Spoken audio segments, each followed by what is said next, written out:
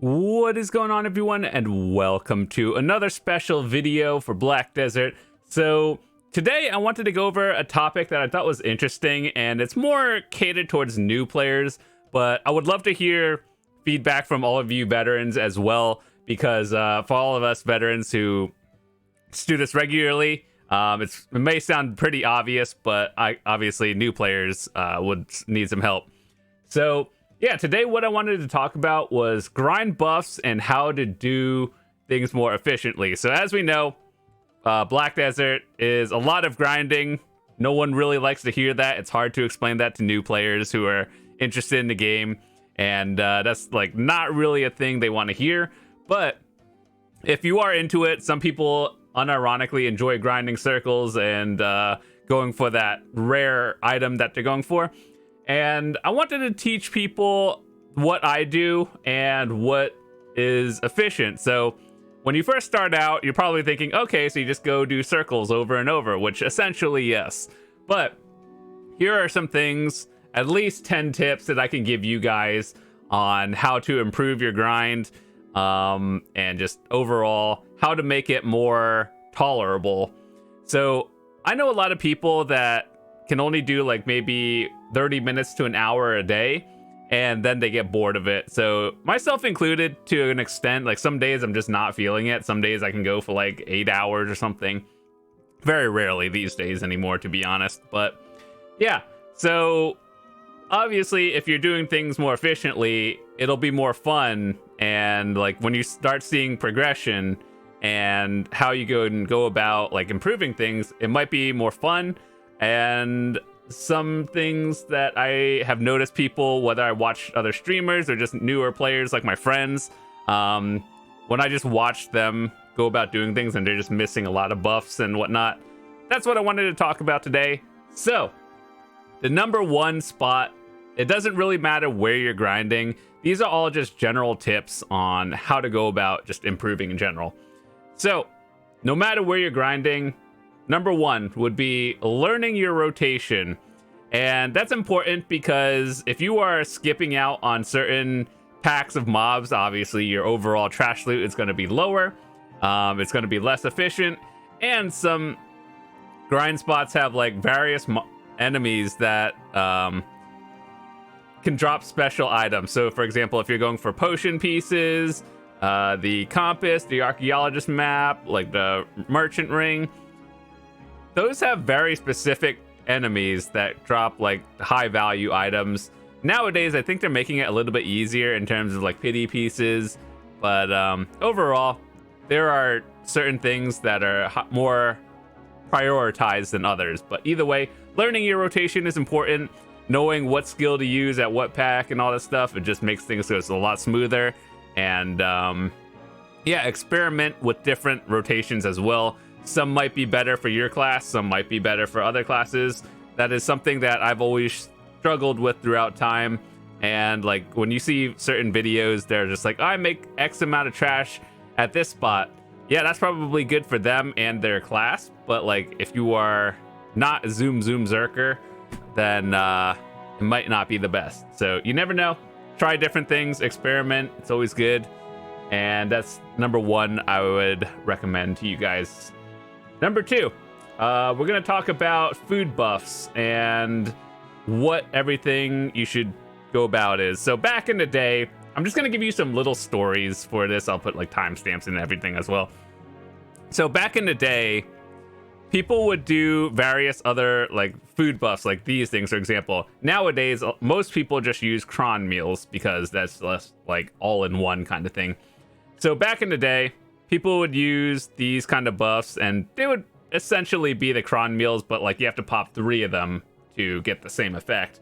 Nowadays, I would suggest your average player just use things like these 3 different meals depending on what you're doing. And there's been a lot of debate whether the simple cron meal or the exquisite cron meal is better. I personally, after literally thousands of hours of testing, I think the simple cron meal, the one that gives AP against monsters, is significantly better than the exquisite. Now, there are different uses. I wouldn't say this one is completely useless. I think this one is better for more like PvP as well. So like if you're in a contested spot and people are like, hey, duel for spot or something, and you're into that, I would use Exquisite. Whereas if you're grinding like 1 hour a day in your Marnie realm and just trying to go for maximum efficiency, I believe that the Simple Cron Meal, the one over here, is the way to go. Just because the monster AP against monsters, it doesn't really tell you this, but it's like 1-to-1 with your AP. So the best way to describe it is like monster damage and AP is 1-to-1. However, it does not put you up in a newer bracket. So basically, without buffs, let's say I only had 316, right? And then you use this one, it's like 346 in a way. That's just like the very simple additive math, but obviously buffs and stuff factor in as well. However, the number over here gives you the bonus stats, which are brackets, as we all know. So yeah, it's technically 1-to-1, but there are a lot of other factors like what type of enemy and all that stuff. Crits and CCs, like back attacks, downs, knockbacks, and everything. So it's kind of a lot of more detail that we're not really going to cover in this video. But just to give you an idea, for strictly PvE grinding, Simple Cron Meals are the way to go. And Exquisites are more for a PvP mix of PvP and PvE. All right, so next thing we want to talk about is the Tent and Villa buff. So this one is the paid version. Basically, when you install the tent buff, actually, let's just go show you this live and figure out. And I'll show you the free alternative version as well. I used to use the, like, when I say free, I mean there's no real money spent. You pay like silver and it lasts for like a week, and then that's how it works. But it's basically the same concept. So basically, the tent and villa buff. So as a newer player, you may not have this, but I think it is worth investing into, especially if it's on sale. So basically, the way it worked before the tent came out was you would buy a villa scroll in like one of these places. I guess I don't actually remember where they are, but dude, like somewhere in the desert, there would be like a villa, and you would buy a 1 week scroll. It'll allow you to buy the buff for like 10 mil or something. The tedious part was more just going out and actually into the desert and getting the buff. Now with the tent, it allows you to just buy it without a scroll. You just buy it anywhere you can place a tent, which is nice. And it even allows you to buy it on different timers, which is one quality of life that I think was very important that they added. So yeah, this is one thing, another buff that you should always use. I would say for your average person, or like a majority of people, myself included, the body enhancement, just straight up more AP, DP, and just overall, this is more, allows you to grind more efficiently, faster. Whereas this one is if you're grinding lower end spots and you value the combat XP more, then yeah. So like basically, if you're on a training dummy, get the combat XP one. If you're actually fighting at level or your AP zone mobs, the body enhancement one, generally the way to go. So yeah, this also allows you to buy, when people say tent buffs, they mean obviously villa and the loot buffs, which is like the 10 to 50 million one, and it gives you item drop rate. So some people may say like they don't notice the difference, and trust me, after literal thousands of hours, tens of thousands of hours of grinding, I can assure you that these buffs are worth it. And the minimum thing that you should be aiming for is being able to cover like the costs of all your buffs per hour. That's the very minimum. Obviously, your goal of grinding is profit and like the rare items you're going for. But yeah. So next thing we want to, or actually no, not before we go into the next thing, I want to show you the free option. There's an Old Moon NPC somewhere around here. And basically the shop where you can buy all the other goodie. I think it's this one. Yeah, Old Moon camping contract, and there's all this other stuff. So basically, that one does the same thing as the paid, like the real money tent, except it's not permanent. You have to buy them like every week or so. I believe that's how it works, and you just set it up. So there's like a silver cost instead of just buying a one-time purchase kind of thing. But yeah, that's the alternative. I'm pretty sure it does the exact same thing. But yeah. Next thing we want to talk about is elixirs and drafts. So for these are drafts, and elixirs are like all of these thingies. So the difference is like a full elixir rotation, I think, is more for endgame players. And I'm not saying that you can't do it, but it's just like the cost of making things and the time to make everything is a lot more expensive than just buying a draft. And yeah, these are for the most part just good enough, whether you use like a beast, frenzy, all these kind of things like right here. All these kind of drafts, they're very easy to buy, they're cheap to buy. But if you're looking for min-max, a full elixir rotation will always be better. And I think just for your average player, just grinding in like, you know, a lower mid-tier spot, draft just fine. It's not really anything to worry about. But if you're grinding higher end spots like, I don't know, Olins or group end spots where people are popping elixirs, that's when things get a little bit more tricky. I have another video on what I think the best drafts are and how to set them up with your fairy. So if you want more details into that, I do have one on the channel. You could just find it somewhere. And so elixirs versus drafts. Your average player, just use the draft one. It's cheaper to get. There's a lot on the market. Elixirs are for high end and higher investment, but for you're mostly going to be making it yourself because buying it off the market, all the high end players already do that, so it's basically sold out. If you want it, you're going to have to make it yourself, was what I'm saying, versus just drafts. All right, next one I want to talk about while we're still in the topic of that is perfumes. So there might be some confusion on what buffs stack with each other, like these potions. So you can use one draft or elixir and then one perfume, as they call it. So if we look in our fairy or a continuous carrot, they separate these into things that you can use. So like, for example, you can't use two drafts or elixirs together, but you can use one draft or multiple elixirs and a perfume. So that goes together with a lot of these foods. Now, this is a special thing on the fairy, but just to give you an idea. So personally, what I would recommend most people doing or use is if you can get a spirit perfume or bracing, I would recommend using these as they're slightly cheaper, along with your draft or elixir. However, that is a little bit harder to get because they don't really sit on the market. It's one of those things I craft myself.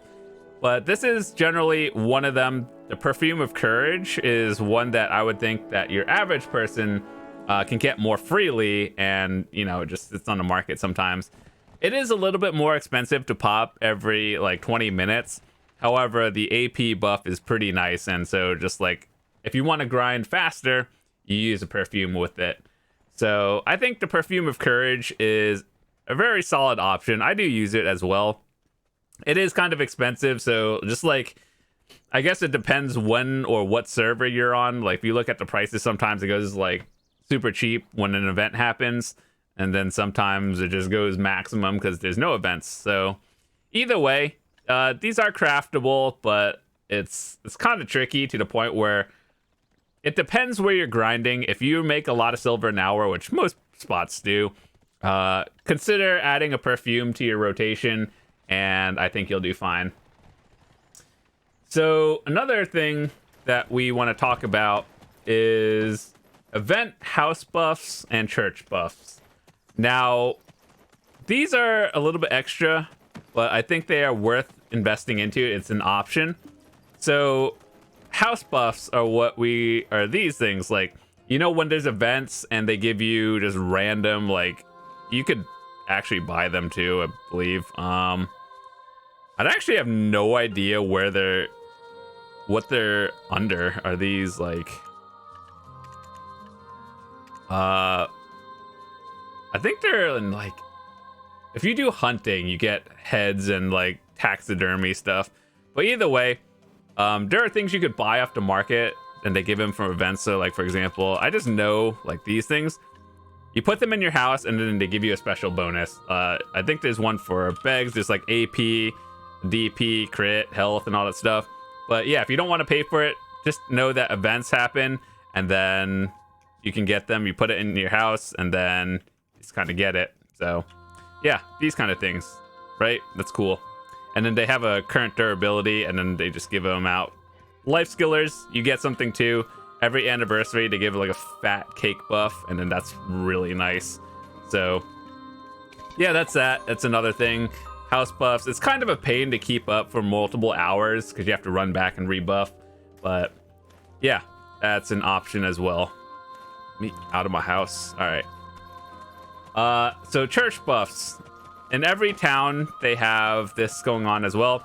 This one is a little bit easier to manage because they sell them in bulks of 2 hours and 5 hours. So just depends on how much you grind. So in every town, there's like an NPC that sells the exact same buffs. Attack, protection, experience. Obviously, they do exactly what you think they do. AP buff, DP buff, experience, XP buff. And so those are other options to add onto your list of buffs to go for. And yeah, so that's another thing. Next thing I want to talk about is Lightstones, or Alchemy Stones, I guess I should say. I was looking at my Lightstone instead. So this is a little bit tricky because it depends on their server, and it might be trickier or expensive to get it. So what I would recommend most people doing is, if you play seasons, they usually give a lot of these away. So like, you know, these spirit stones that just give you extra AP against monsters and all that stuff. I do believe that these are pretty good. So if you're a lower to mid-tier player, then those should work just fine. If you are higher up into that and you're looking for ways to improve, these are also beginner to mid-tier friendly as well. They're very cheap to get, and they're disposable. So once you use up the durability, you just grind them down into powder and buy another one. And for all the people looking to, like, from mid-tier to end game, start considering Alchemy Stones that are like permanent. And so what I personally have done is I went from a Spirit Stone back in the day, and then I bought a Sharp Alchemy Stone. I believe you can just buy these. Like, if you put an order on, you'll probably be able to get it. And then eventually. And so I went from this, and then I went directly to Vel. I think Vel it's a very expensive one, but I think it's worth your investment. I think if you are at the point of, let's say you're at Tet accessories, let's say you have full pen armors and weapons, right? And then you have Tet accessories, and your goals are either pen accessories, black stars, or just like Capris. I think that is the perfect time for when you would consider 3 AP to be something you would add onto here. And then obviously once you get your Vel's Heart, that's when you start upgrading and all that good stuff, right? So yeah, an Alchemy Stone, there are a lot of stages into what you should use. I guess it depends on where you're at in the game. So I guess for entry levels, get the ones that they give you from seasons and use that one. It's fine. So these are also good. And then later on, if you're a mid-tier player, then like the sturdy and sharp ones are fine. I would personally skip the sturdy and just go straight up sharp, because that's the next step up. And then once you start getting into the end game, the Vel's Heart is the most accessible one, I would say, for most people. You may be thinking, oh, Splendid is cheaper, and a lot of end game players use it. The difference is there's a very little chance you're going to get this one, because everyone who has it generally made it themselves, and there's a lot of orders, and the last one that sold was like 2 months ago. So just to give you an idea, Vel's is probably the most accessible for your everyday player. So yes, Splendid is technically better than Vel, but you are at like the 1% when you're considering that. So yeah. And then Shining is basically, you won the lottery. If you sell one, you're actually just dumb. If you make one, you keep it forever. So Vel, go with that. So we talked about church buffs. Next things I could talk about is something they added last year, I believe. Lightstones and artifacts. So there's a lot of combinations. this is one of the things that you're just gonna have to look up and find out what's best for you. There's a lot of them for like grinding, PvP, PvE, every single life skill imaginable. So what you use is on you. This is what I use personally. I have one for PvE EXP, so obviously extra damage against monsters, and I like the combat XP. However, if you want more damage against monsters and more like damage, you would just choose like, I don't know, more AP kind of things. So that's one thing. It's very hard to tell someone what to pick. There's no right or wrong answer. I think it's just what you think feels right. And so invest into a little bit of that, and I think you'll be fine. So the next thing I would recommend everyone doing is trying to get a fairy. So having the ability to have Miraculous Cheer and Feathery Steps, maybe Continuous Care. At least 2 of those 3 are pretty important. Being able to carry more weight without spending more real money, always nice. The ability to never have to use a potion or like manually hit the potion button again is fantastic. One of those things I never miss. And so I would recommend everyone to get a Miraculous Cheer and Continuous Care. I think Continuous Care is a very situational one. Even when it came out, I was always skeptical of it, and I always made sure to be like, you don't need the best one unless you are literally in the 1%, which if that's the case, you're probably not even watching this video. So this is what it looks like. The highest level of Continuous Care allows you to go for 20 items. And realistically, even for myself, I grind high-end spots sometimes, and I just don't really use it. So you have like 1 food. If you have a bunch of elixirs, that's where the most of this slots fill up. 1 perfume, and then scrolls occasionally. I like to just pop my scrolls manually, to be honest. And then the only thing I like to have going on every now and then is a draft and a food, and then I'll just pop everything else manually. So do I even use all 20 or 16? No. But buy what you need. If you don't even think you need it, cool. And then you could set it up for like life skills and everything as well. So I think it's handy, but it depends on what you do. So for people who are grinding multiple hours a day, this one, I guess, isn't really a grinding tip. It's more of like a convenience. So as you guys know, horses can be used for multiple things, right? So they have an inventory. This is kind of like one of those things that the developers know you really shouldn't, but it's kind of a thing that they've never fixed in like 8 years. You can basically put all your trash loot on your horse, and then the weight limit will go mega over the cap. They should just remove the cap, to be honest. If they're not going to fix the system, just remove the cap and it's fine.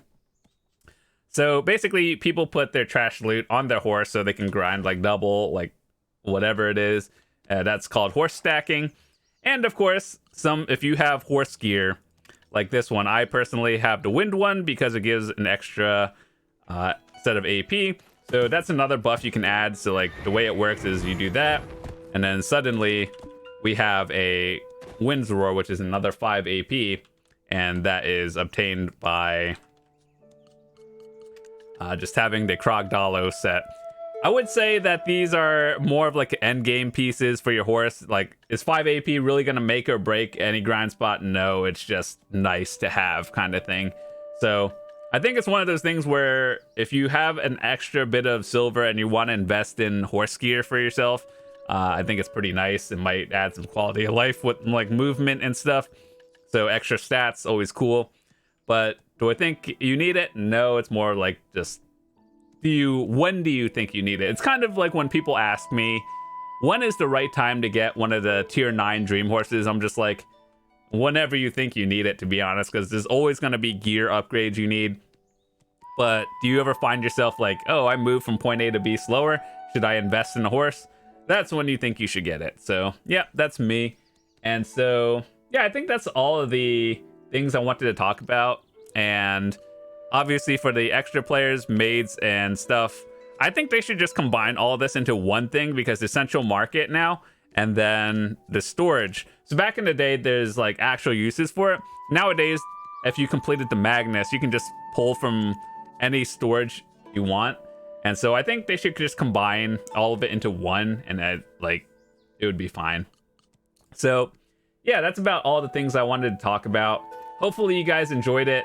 If you have any questions, feel free to hit me up, join the Discord and all that good stuff. And so yeah, before we head out, I just want to say thank you guys so much for watching this video. If you enjoyed it, be sure to drop a quick like on the video. And if you're new to the channel, hit that subscribe button. I would love to see you guys come back. The goal of this is I make videos for people who are either new or just want to return to the game, or people that just want to improve and get better at the game. So I've been playing BDO since the beta in 2016 when it came out on NA and EU. And back in the day, I didn't have these guides to help me. I had to like literally figure all this out myself. But nowadays, you can just watch videos, and this is what I'm here for. So I want to help people get better at the game. And so, yeah, hopefully you enjoyed it. With that said, I'll see you guys later. Have a fantastic day. I'm out. Peace.